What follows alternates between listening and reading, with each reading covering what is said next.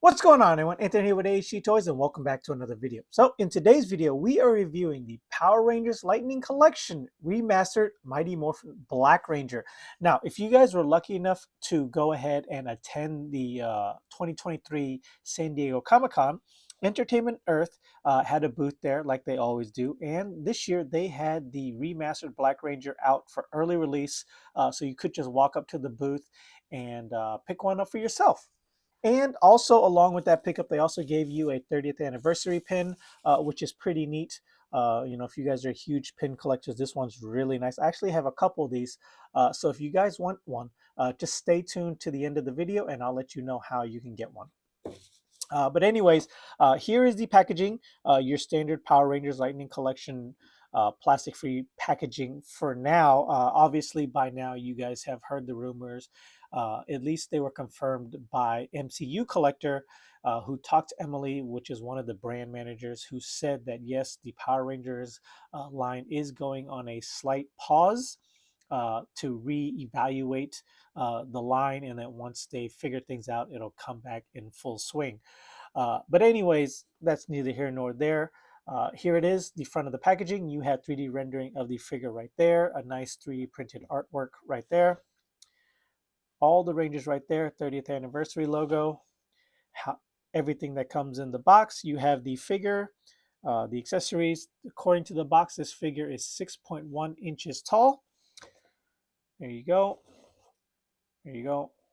And there you go. So yeah, without further ado, let's go ahead and crack this guy open and see how cool he actually is. All right, so here we have the figure out of packaging, and as always, let's go ahead and take a quick look at all the accessories because like the other remastered figures, he comes with quite a few. I guess so first and foremost, here we have the more updated Zach head sculpt, and in my opinion, this definitely looks a lot more like him than the other previous two, which we will get a look at later on in the comparison section. But as you could tell, they definitely spent a lot more time on this remastered figure, and it looks really great. Hair sculpt and everything, much better than the one that came with the Walgreens exclusive armored Black Ranger. Obviously, you have two weapon holding hands on him out of factory. Then you have the Morpher and the Morpher holding hand. These are separate, but once again, I'm just kind of combining them so I don't lose one over the other. And as you can see there, the Mastodon coin is printed on very nicely. You have the nice purple metallic effect going on behind the coin. So overall, really good. This is how he holds the Morpher. And then he comes with the top grasping hand as well. So if you want him in that morphing pose, that is how you do it. And then he comes with two fisted hands on him right here. So there you go if you want him punching. He also comes with three forms of the Blade Blaster. You have the holster mode, which is right there. Nothing we haven't not seen before. Then you have it in blaster mode. This is the newer sculpt where you do have a porthole to port a blast effect. He does not come with a blast effect, so I don't know why they opted to give us this one, but it is an option if you guys have multiple blast effects, which I'm sure by now you do. Paint's okay. Could use a bit more silver, but overall not bad, I guess. And then you have it in blade mode. So yeah, nothing new, but nothing unwanted. Then you have the Power Axe. This is the same Power Axe we've gotten multiple times before. Silver paint, black paint, yellow paint. It does slide just like the old one, so when you want to combine it in blaster mode or when you do the Power Blaster. So a lot of people did not realize that this slid, which honestly, I don't know why. There's like a huge line going down right there. But yes, it does slide if you guys were wondering. And then it does also still have the port blast effect hole. Once again, this does not come with that effect. So, but if you have multiple Zacks, you have that blast effect. And then you have the updated helmet sculpt, which I think is far superior to the original one. It's way less square, much more screen accurate in my opinion, down to the tusks and the paint apps. Very nice. The silver metallic they use for the mouthpiece is done very nice. No overspray. No major defects on mine. So yeah, And then last but not least, he comes with his morphing lightning effects. So if you just wanted him to have like that, looks like he's about to morph look, you just kind of like put these in front of him. I mean, I get what they were going for. I think it could have been a little bit better. These are kind of small, in my opinion. You can have it this way if you want, but I don't know. I get the idea. I like the idea. I just poor execution, and if you ask me. So anyways, that is enough for the accessories. He came with quite a few, so let's go ahead and jump into the figure itself. Okay, so jumping into the figure, you have your standard Power Rangers Lightning Collection current body mold. Luckily for me, my legs are not loose. They are actually really stiff. It actually took me a little bit to get them to get into the right position, but overall, I am extremely lucky to have mine not loose as par with this Vietnam plant. A lot of people want to blame the pinless body mold, which isn't the case at all. It is the Vietnam plant. They use a much softer, cheaper plastic uh, than the original. I think it was like China or Malaysia plant. I forget which one it was, but like even like the Vietnam plants, like pinned body molds, their legs can come loose too, guys. So don't just blame it on the pinless body mold. It's just the Vietnam plant in general. But anyways, overall, everything is done very nicely. If it would just focus on the belt here for a bit. It's kind of a small detail. I don't know if it's going to focus that closely, but the Mastodon is printed on very nicely. The black lines that have been added to the holster belt is done very nicely. No real paint mishaps going on here. The diamonds on the cuffs are done really nicely. I think it's actually just a black base and that they painted the arms white, if I'm not mistaken. So that could have came out really poorly if they did that wrong. But yeah, really, really nice. Same thing with the boots. Came out really clean. Chest came out even. I know a lot of people have been getting theirs where like the whites up here or the whites down there and the arrows aren't meeting each other. So mine is done very cleanly. I am super lucky. But yeah, that is basically it, guys. This is the figure in its total. If you guys seen one, you've seen the other. So let's get into articulation. So getting into articulation, you have your standard Power Rangers Lightning Collection. You have the full 360 at the head. We'll look up an okay amount. Looks down all right, not too bad. Little side to side. Let's see, the base of the neck does rotate. So if you guys needed that extra wiggle room for whatever reason, just know that that does rotate. I actually think this is supposed to be in the back. Maybe not. Maybe that's how it is. But these do rotate. Just be careful. Arms go out about that far. Butterfly joints. We'll go forward an okay amount. Not very far forward. Not very far backwards either. So, and you have full 360 inside the ball jocket joint. You have a full 360 at the upper bicep, double jointed pinless elbows. We'll bend about that far. Wrist rotations, full 360. These are gun trigger hands, so they'll go up, but like I don't know. I think the pegs are too small, so it really doesn't go up at all. The cuff blocks it. Is this an up and down too? Yeah, this is an up and down too.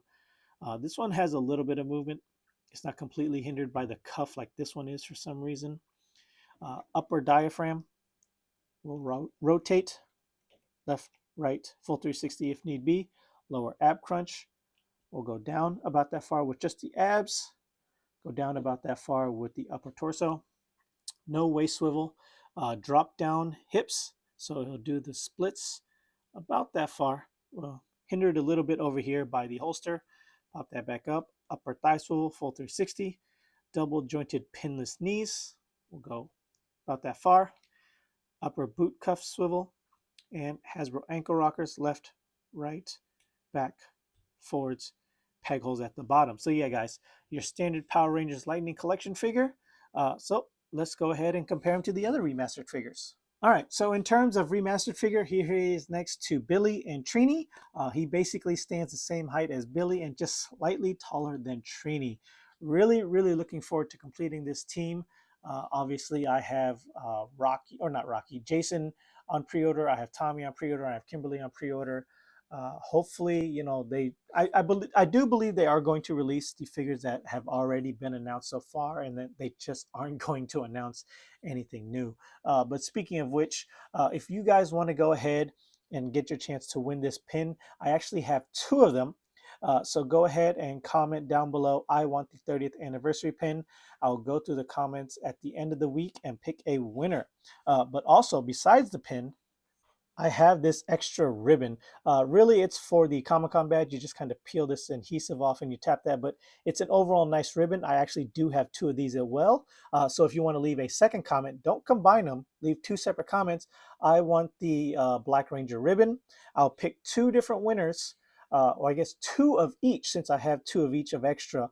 I'll pick those. It'll be a total of 4 winners, and then just go ahead and DM me on Instagram your address, and I'll send these out. So yeah, anyways, back to the size comparisons. So I think as far as other size comparison goes, we're just going to go ahead and compare them to the other Black Ranger release. I don't have the armored one out just right now, but here he is next to the Season 1 head sculpt and then the Season 2 head sculpt.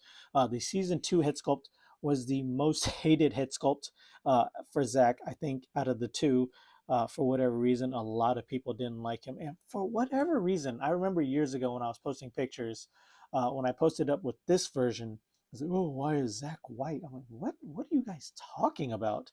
I don't know, maybe because he's so light-skinned on this figure, it came off white in my picture. I don't know, it was years ago. The Facebook group is just full of like weirdos. But anyways, so there's that. And then here is the first Season 1 head sculpt, which doesn't even look like him remotely. It looks like maybe a knockoff AliExpress version of him. I don't know what they were thinking, but this one, while not 100%, is definitely much better of a Zach looking head sculpt than that first one. But yeah. Anyways, guys, let's go ahead and move into final thoughts. So moving on to final thoughts of this figure, is he a smash? Is he a pass? I definitely highly recommend these figures. They are very, very nice figures. Definitely the versions of the figures we should have gotten first and foremost. I mean, but you know how Hasbro is. Obviously, they got to like make their money first and then fix what you want it to be fixed and then charge you more later, which I think is a major downfall of this line. Like, a lot of people just don't like how this line was treated. It wasn't given the care and attention that, say, like Star Wars or G.I. Joe or Marvel Legends got with their line, where all the details were done very nicely. You got tons of accessories. Head sculpts didn't look weird. But at the same time, I get head sculpts. It's hard to get a likeness of a character when the show's been around for over 30 years now. But I really do hope that they do decide to bring this line back and not cheapen it out somehow by going down to like a 3 3/4 inch line. That's something I'm definitely not looking forward to if that's the route they go. You know, I mean, I don't know what they're doing. I'm just kind of giving an example. When like Marvel Legends first went on hiatus, when Hasbro acquired it, they went to it like a Marvel Universe line for 3 3/4, and then later on, eventually, plastic prices dropped back down again, and then they brought back out the return of Marvel Legends at, I think it was like 2013. Anyways, what are your guys' thoughts on this? Do you guys hate the idea of them going into hiatus to like maybe refresh the brand?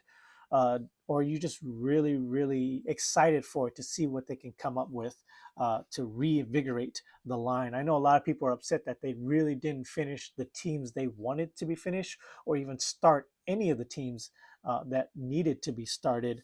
A lot of teams are going to be left unfinished for a long time, but I think for the most part, most people just collect MMPR. I hate to say it, but that is what sells, whether we like it or not. MMPR is the nostalgia bait, where casual buyers will go in and be like, oh, I remember that one, and possibly pick it up, as to where, like, if a casual buyer walked in and be like, well, I don't know, like, what's a good Beast Morphers, you know, like, obviously 30 years from when it first came out, nobody's going to know what Beast Morphers is or Dino Fury. But anyways, guys, this video is probably rambling on. I do have a couple more figures coming in. I have yet to get my Alien pack. With this line going on hiatus, I don't know if I'll continue doing reviews on other lines or if I'll just stop until Power Rangers comes back. I really only like reviewing the Power Ranger figures because it's the only ones I try to keep up to date with. I don't buy every single figure of any other lines like I do Power Rangers. But anyways, guys, thank you for watching this far. Go ahead and tell me what you guys think about the hiatus. And until next time, later.